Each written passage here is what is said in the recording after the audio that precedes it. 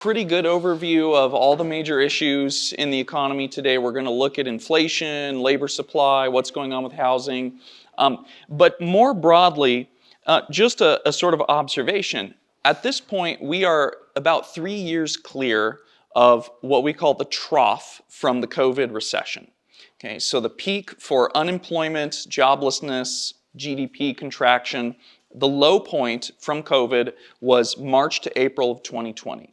Okay, so at this point, we're several years clear of this, and yet it definitely feels like the economy is not functioning normally, right? So the question becomes, at this distance from COVID, to what extent are we still dealing with what we would call cyclical effects, churn, disruption to the economy from the pandemic, war in Eastern Europe, and to what extent are we talking about bigger structural changes that are going to stick with us for many years? So kind of broadly, our question as we look at all these different issues is we want to ask, how do we differentiate sort of short-term disruption, short-term boat rocking from big underlying structural changes in the economy? Or we could put it another way, are we waiting to return to quote-unquote normal, or is the definition of normal in the American economy changing in a fundamental way? Okay, because we, above all, do not want to have wildly disrupted expectations that are never going to come true. So we'll talk about this as we look at inflation, some demographics, housing, labor, all that good stuff. So let's just start with inflation, because this is sort of the keystone issue that a lot of what we're experiencing hinges on. So this is the inflation rate. This is what we call the year-over-year CPI index. So this is a measurement of price growth. And for the first many years that I was doing this job, I look younger than I am, and I grew the beard to try to offset that, but I don't know that it's helping completely. For the first many years, I never got questions about inflation, okay? Because inflation in America was always this very modest little 2± % number, very moderate, nothing really to write home about, and this allowed us to have this wonderful environment of free money. Right? So they could keep interest rates at zero, they could have a very eased policy when it comes to monetary policy because inflation was never a problem. Okay, then we get to COVID and something clearly begins to go off the rails starting in late 2020. So this is showing you price growth, and there's a couple things that we need to note here.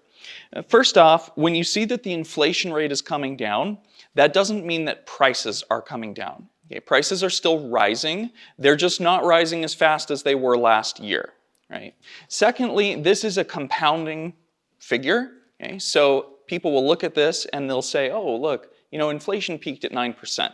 But I happen to know that my cost of living is up a lot more than 9%.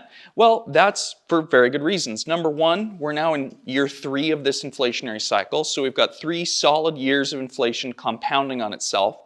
But secondly, the CPI includes a lot of items that are what we would call low-frequency purchases. So, for example, flat-screen televisions are generally purchased less often than gasoline, but they're both in the CPI, right? So you probably have more exposure to high-frequency items that, lo and behold, are up a little more than the average. So we've got double-digit inflation in some of the food and energy categories, and this really begins to weigh on households. So then we reach the salient question, which is, why do we have this inflation? Why is always a good question to ask. And it turns out that the answer is a little more complicated than you might think. So we had this word, well, it's 2 words, that became really popular, supply chain disruption, turmoil, fill in the blank on the end of it, right? And so that was the answer that you were getting throughout 2021 especially. And the reason we love phrases like this is because we, meaning economists, we love techno-bureaucratic jargon that insulates us from answering questions, okay? So supply chain disorder is a great example of protective techno-bureaucratic speak, but what it means essentially is this, okay?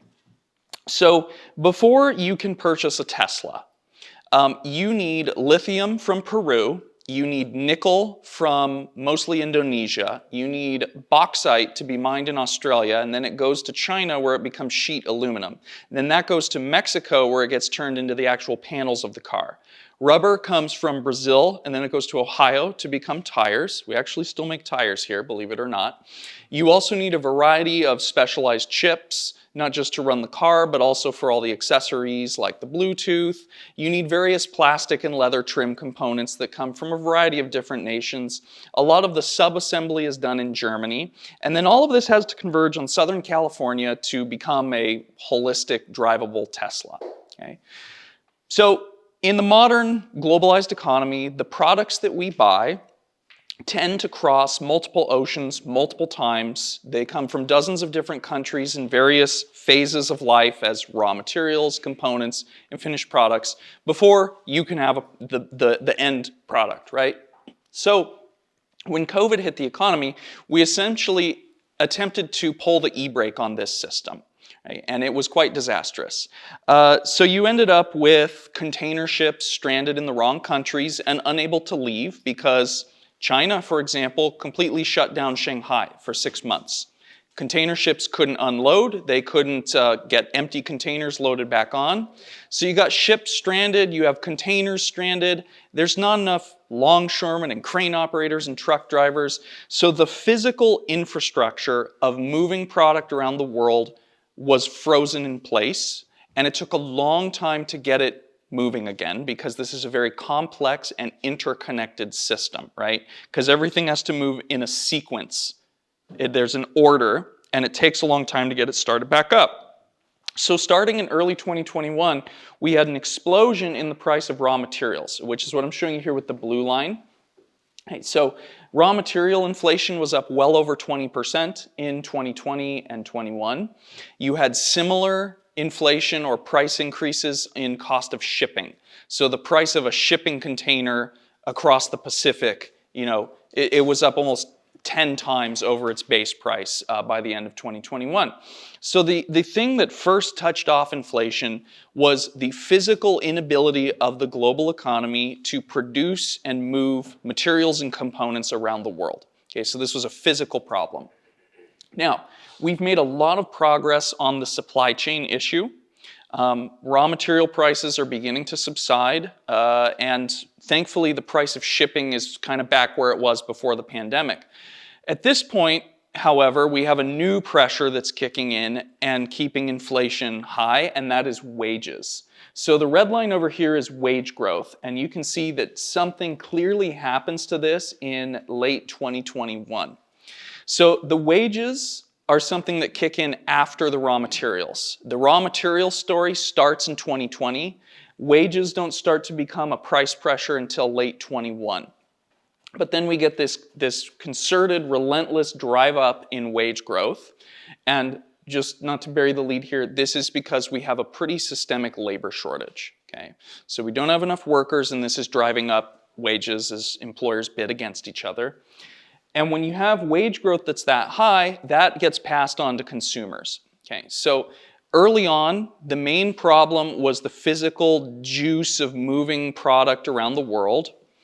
At this point, it's wage pass-through, and that's much harder to get rid of than the supply chain issues. The reason is as follows. We understand, in principle, that the prices of raw materials actually can go down.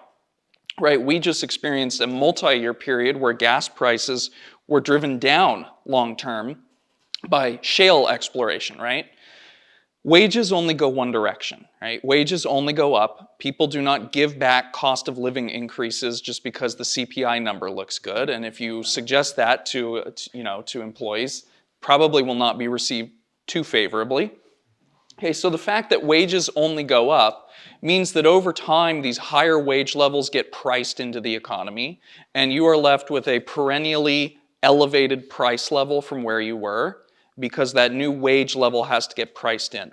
So at this point, we expect inflation to be relatively stubborn. The remainder is probably not going to go away, and this is why even with the threat of bank failures, the Federal Reserve still raised rates. Now, they throttled it back a little bit. It was only 25 basis points. It wasn't a full point, full percentage point, God forbid. But they have to do it, right? Because the inflation problem is persistent.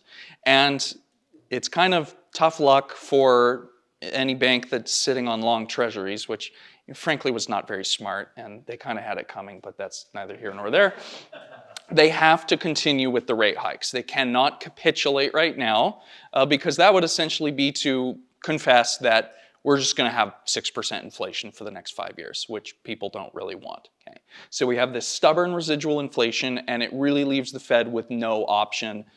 So I would say that barring some sort of cascading system-wide financial failure, you're probably not looking at rates coming down anytime in the near future because they really have to get this under control. Okay. So right now, we can look at a couple different measures of inflation. So the thing that households usually look at is the CPI, the Consumer Price Index. The Fed actually has its own measurement of inflation, which is called the Personal Consumption Expenditure Index. That's not important, there's not a test. But that's the red line. And so it's important to know that this is the measurement of inflation that the Fed actually looks at, and that's what they're targeting. Okay. So when they say they want inflation to be at 2%, they're not talking about the CPI, which is the headline number that most people look at. They're actually looking at their own specific measurement of inflation.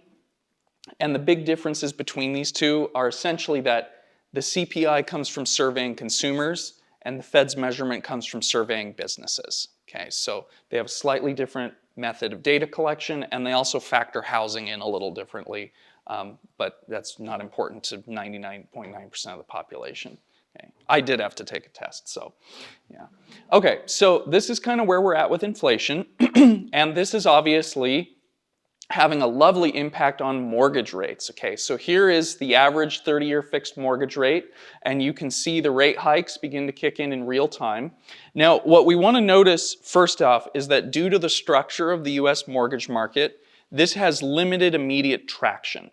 Right, so the blue line obviously is showing you the average rate for new mortgages, but the average outstanding rate is only 3.4% right now.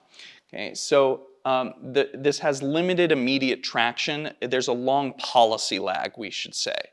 Okay, so that's partially why inflation tends to be so stubborn, is that even though in real time rate hikes seem like this very, very important thing, right? And markets are watching the Fed release every time they have a meeting of the Open Market Committee, and it feels like the world is going to end one way or another no matter what they do. The fact actually is that monetary policy takes a long time to kick in. Okay? And you can see this in the fact that the average outstanding rate really has not shifted that much. Okay? So the structure of US financial markets means that monetary policy takes a while to kick in. The implication of that, however, is that you can't just raise rates for 6 months and call it good, right? So we're currently kind of stuck in this cycle where they're really trying to get inflation under control, and we're just going to be waiting for a longer than people expect before we have a friendly environment to reduce rates again. Okay, so this I realize is not necessarily good news, but if you're just sitting around waiting for the Fed to wave the white flag and go back to zero, that's going to be a long wait, essentially. So just to put this in historical context, of course, mortgage rates are not abnormally high. So if you kick the mortgage rate series back to 1972, you can see that so far the monetary tightening that we've had is very small compared to what they had to do in the 70s under Volcker to get inflation under control. So I wasn't around for that, but I've interacted with it in Excel, so I think I understand it in a very intimate way, perhaps even more so than people who lived through it. Right? So just by, a longer term view, rates are not at some sort of astronomically high level. It's just that we've just come out of a decade of the friendliest monetary policy that anyone in any country has ever experienced ever. And so by those standards, it looks pretty bad, but frankly, we were getting pretty spoiled. Yeah. For those of you guys who weren't around the 80s, it just means that you wore your brother's soccer cleats. Yeah. We'll talk about this though, because a lot of this is driven by demographics. Okay, so this is like the story of the boomer's life. I'll just do it now. Okay, so young people are inflationary. Okay, because they have a low savings rate. They're buying houses, they're buying appliances and cars and everything that you need to set up your life. So this coincides with the baby boomers starting their economic life. So the biggest generation ever is mass consumption right here. This coincides with the boomers having a very high savings rate as they try to sock everything away and lever up for retirement. Okay, so in general, you are spending the most relative to your income when you're young, you're saving more as you approach retirement, and you're also making more.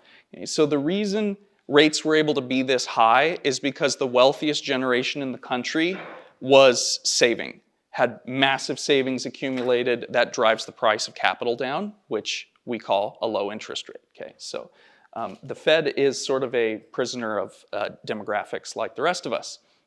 But we will get to that in a moment. Okay, so we must acknowledge that at this point, housing is definitely beginning to soften as a result of higher interest rates. So this is the Case-Shiller Home Price Index. This is the one that I like to use because they get this by tracking repeat sales, right? So the houses that go into this are houses that are sold multiple times in I think it's like a 2.5-year period, 3-year period. So you're actually tracking the value of the same house over time. And it's down 5% from its peak, and the peak was June 2022.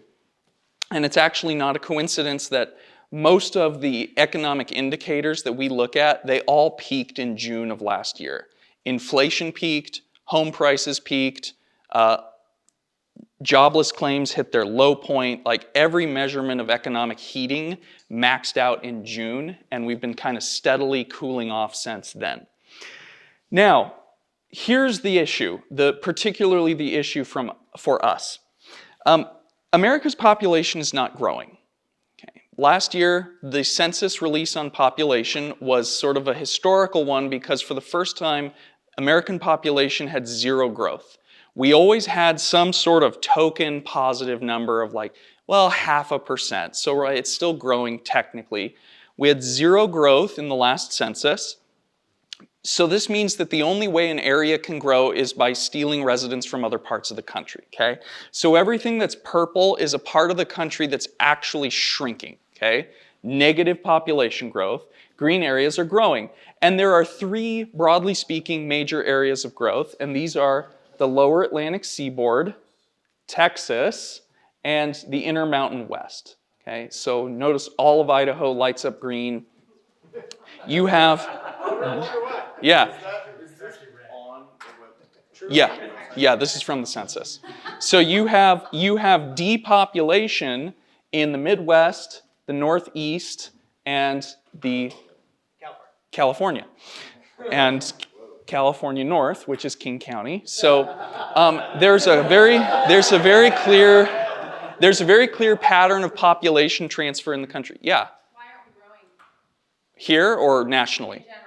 So the short answer is that 49 out of the last 60 years, the birth rate in America has been below the replacement rate. You have to have. This is the worst statistic to talk about, especially when a woman asks me about it. Yeah. So we have this statistic called the crude fertility rate, right? Because they named it the most cringy thing they could. And it means the number of children per woman essentially under the age of 45. And you have to have 2.1 children per childbearing age woman for the population to be stable. And you might say, why 2.1? Shouldn't it just be 2 parents, 2 kids? The answer is adolescent males find innovative ways to stop themselves from reaching age 18. So you need an extra 0.1 to compensate for the proclivities of young men to find innovative ways to injure themselves. So you need 2.1 children per family, essentially, for the population to be stable, and the birth rate is about 1.7. Okay, so we're below the replacement rate, and that takes time to kick in. Okay, because not to be morbid, but you're waiting for lots of old people to die before you can see this come up in the demographics.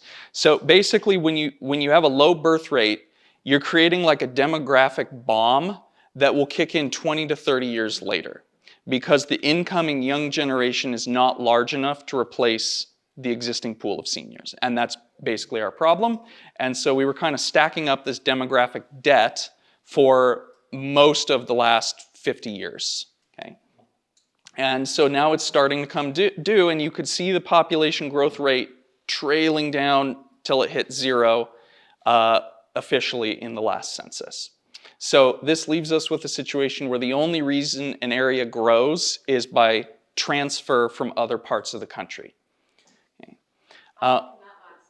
That's a great question. Not indefinitely, obviously, and a lot of it depends on conditions in the housing market that make it possible for people to move. Okay, so here's where it gets weird. The Intermountain West is a massive population growth zone, and yet the Western United States is leading the trailing off of the housing market. Okay, so the Federal Housing Finance Agency comes out with these rankings of home prices and growth in the housing market in different markets. So there's two different rankings. They have state rankings, and then they also have MSA rankings, which stands for Metropolitan Statistical Area. Okay, so they rank 257 MSAs. Boise in the Q2 2022, or the Q4 rankings, was 256th out of 257. Spokane Valley, 194th. Wenatchee, Coeur d'Alene, Tri-Cities, all of them in the red, okay? But what's most impressive is look at the state rankings. Utah, 46, Washington, 47, Oregon, Idaho, California make up the bottom of the state rankings for housing market strength. And if we wanted to do one more, 45th was Nevada. Okay? So the entire Western United States is at the bottom of the rankings for housing market vitality. And the question then becomes why this is. Okay, so it's obvious that this has something to do with the changing rate environment and changing affordability. The broad thesis is essentially that Western markets were the most overvalued because they'd seen the most growth over the last 5 years. So as the market begins to sort of wobble from rising rates, Western markets are the first ones to begin to drop off because they're the most overheated, right? So the most overheated become the first to cool. The other thesis is essentially that rising rates have first and foremost plants.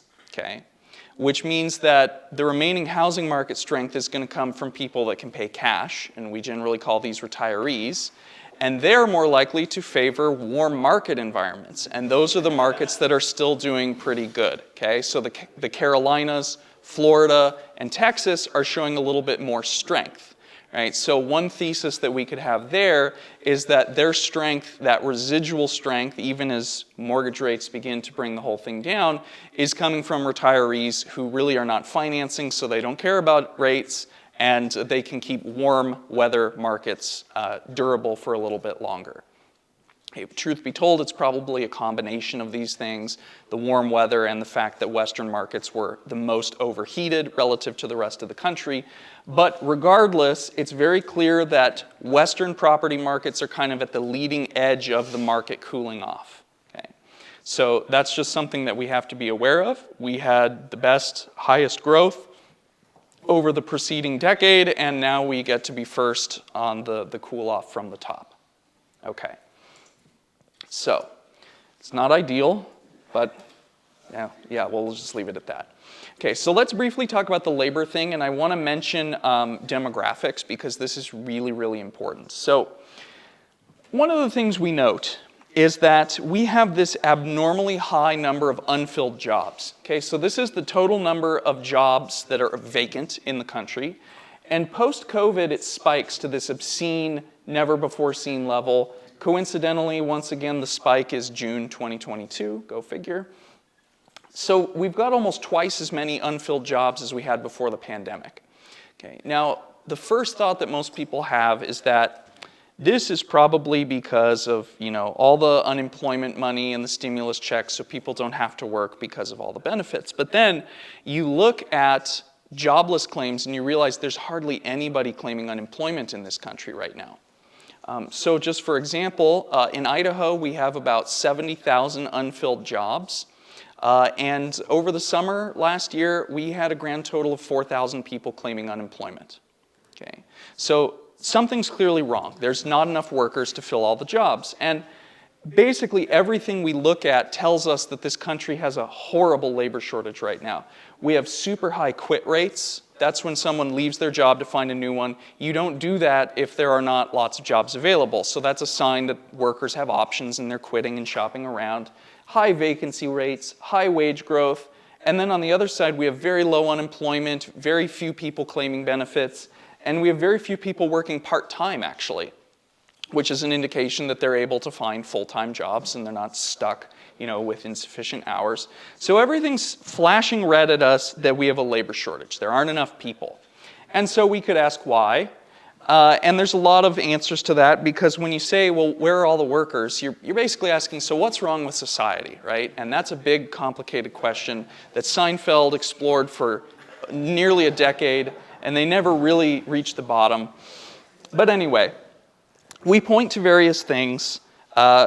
Childcare availability, right? There's not enough childcare, it's expensive, keeps people from working. Of course, education is an issue. We could talk about the opioid issue, addiction and disability. That keeps lots of people from working. But it turns out that even if you account for all of those social factors, you're only going to account for maybe a quarter of the labor shortage. Okay, so the rest of it is because we have these people that we call baby boomers. Okay, and these are very important people because for really the last 50 years, they've been the dominant cultural, political, demographic, and economic faction in America. They make up a plurality of voters in every election for the last 30 years. They have 60% of the money in the country, and until about 5 years ago, they were the largest demographic of workers.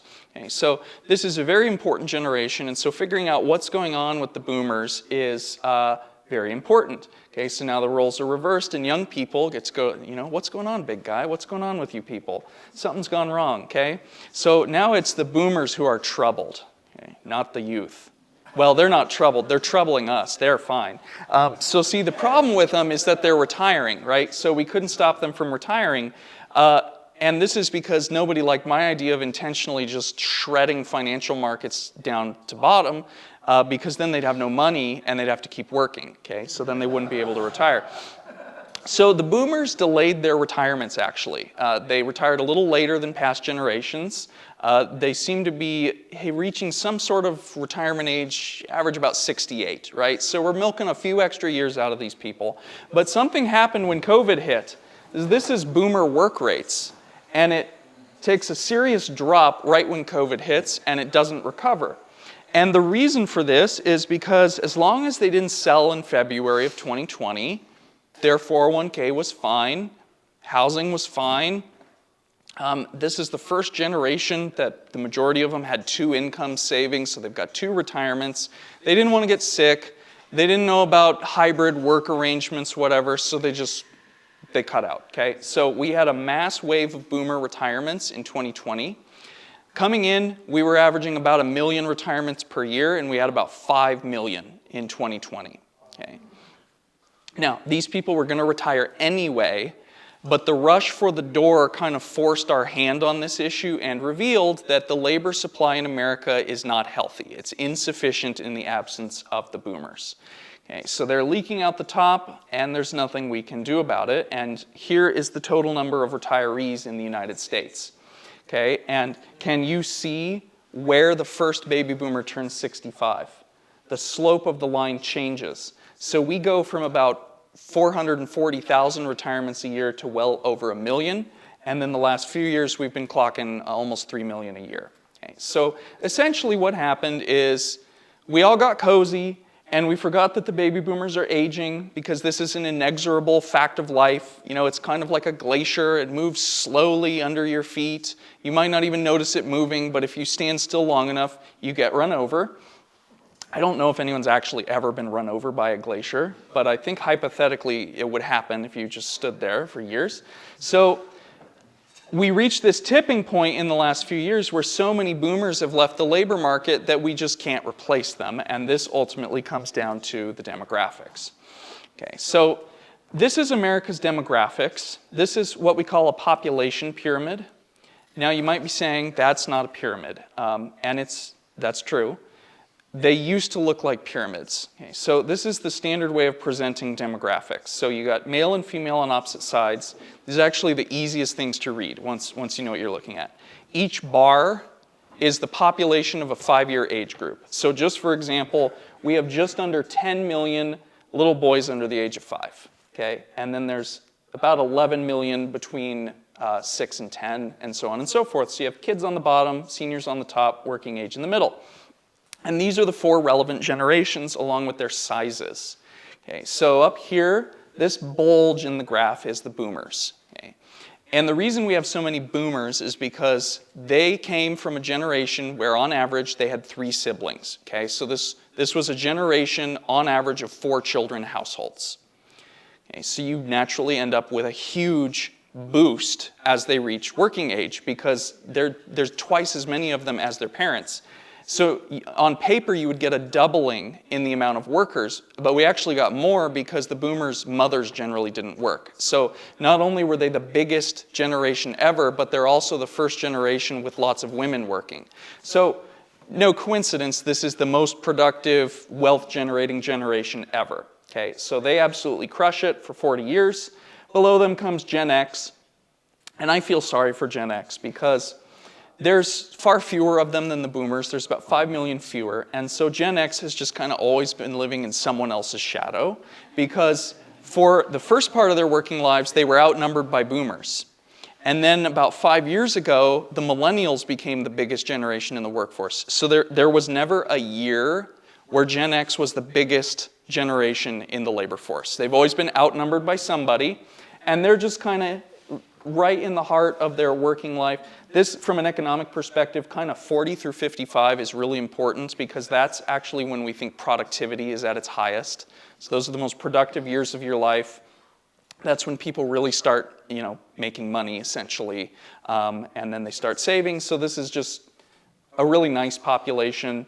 They're really well behaved, Gen X, and so that's why people don't talk about them that much, right? So, because they're not really doing anything wrong. Okay, then we get millennials. And millennials are the other bulge, meaning they're the other big generation. But the reason there's lots of millennials is different than why there's lots of boomers. Boomers came from big families. Millennials are the children of the boomers. And there's just lots of boomers, so you end up with lots of millennials. So millennials came from 2-children households. Okay? So they're not really representing growth. They're just kind of a replacement of the boomers, numerically speaking. And then we get into our problem. Gen Z, there's only 67 million of them. So there's far fewer than millennials or boomers. They're also our most neurotic and clinically mentally ill generation. Don't laugh. You can laugh. I like risible people. You know what risible means? It means easy to make laugh. And I think that that's a good trait because, if you think about Hitler or other various villainous figures, they're not risible, right? So being risible to me is this really a good sign that I'm not dealing with some sort of nefarious individual. So you can laugh if you like. So Gen Z is not only small, but they have low work rates compared to other generations. So as teenagers, their work rates are very low compared to past generations. So not only are there not a lot of them, but we don't know what their actual work habits will be like. So here's the basic problem, and we can do this math kind of pretty simply. We are in the middle of a 71 million strong generation retiring, and our incoming generation is 67 million people. We're short multiple millions. Let's do this math. 4, okay? So that's quite a bit, okay? And we're probably going to be short more than that simply because Gen Z's work habits are not as strong as previous generations. Their work rates as teenagers have been very low. So it's not even clear how many workers we're going to get out of this generation.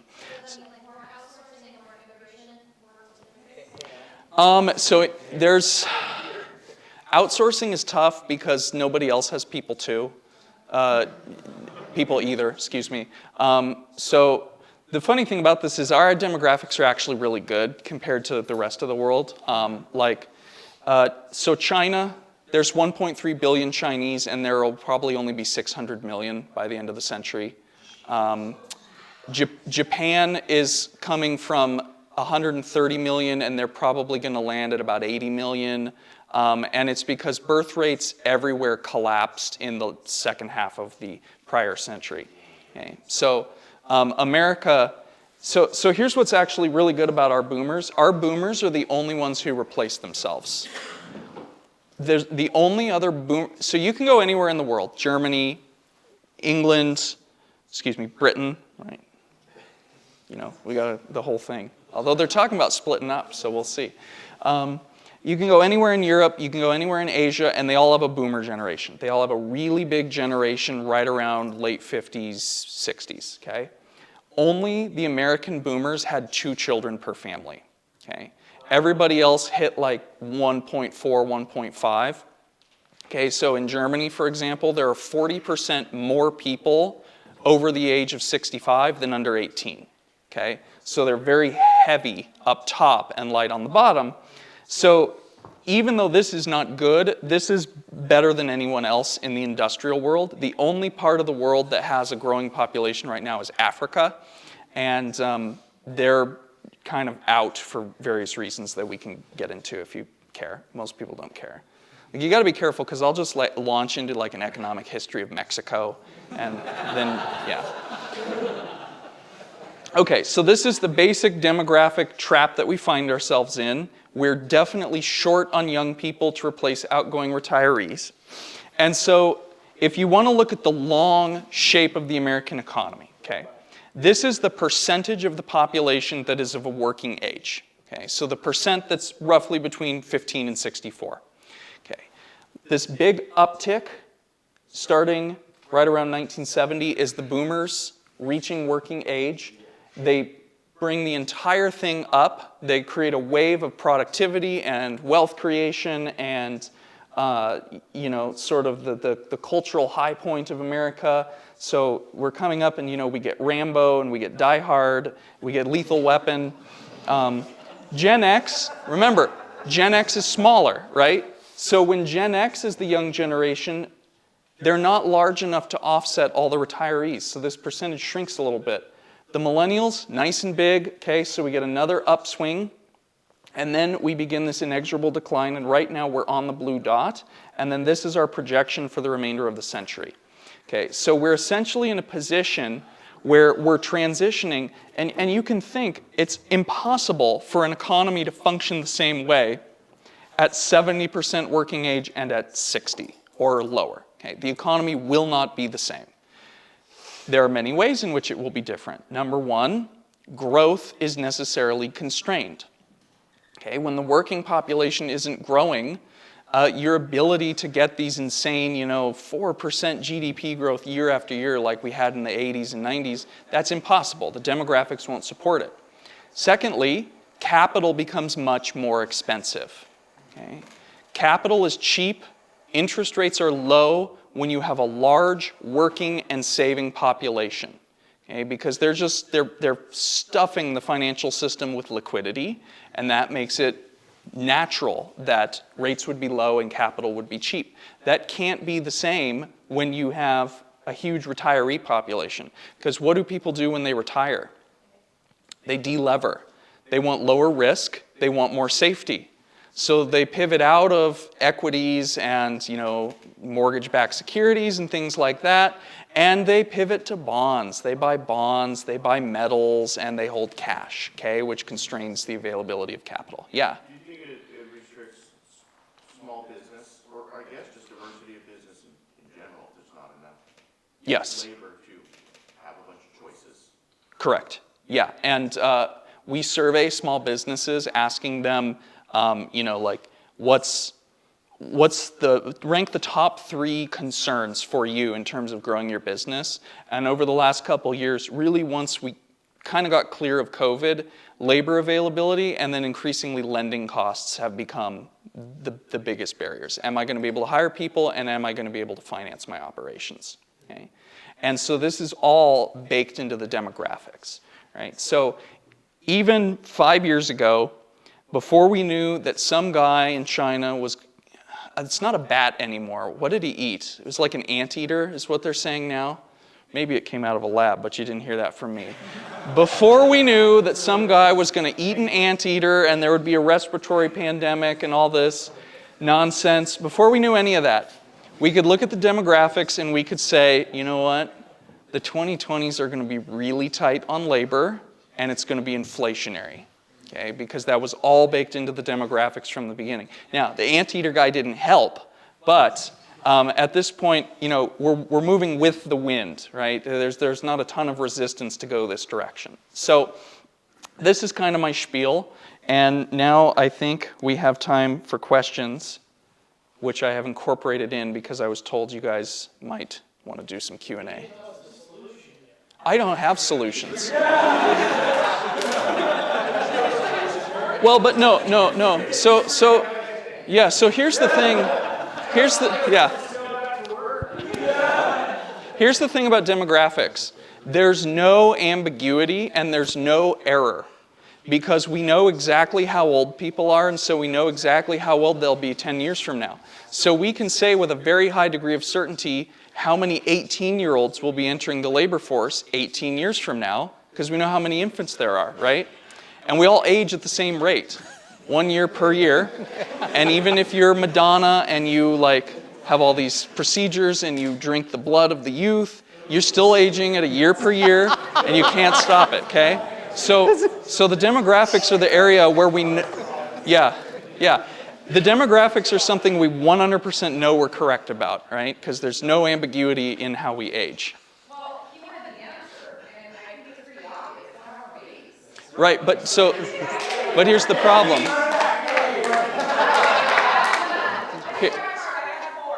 Thank you for your service. But here's the problem. If you want more workers, we needed to do something about that 18 years and 9 months ago. And the thing is, yes, our window of opportunity is shrinking. It's still open right now, so let me show you what I mean. Okay, so this group right here is the group that has children. Okay, so when there's a large population here, you have the potential to have a large population come out of the bottom of the graph, right? Once the big chunk of millennials gets into their 40s, then it's kind of like we're really in trouble because by then you're talking about a much smaller childbearing population. This is why China is absolutely screwed because they're already out of 30-year-olds, okay? So that's their problem is they don't have a big population here that can produce another big population. Their giant bulge in their graph is already up into its 40s, so they've missed the boat on having a replacement generation. Okay, so it's very important that you have lots of people in their late 20s, early 30s. Yeah. You said outstanding rate was 3.5.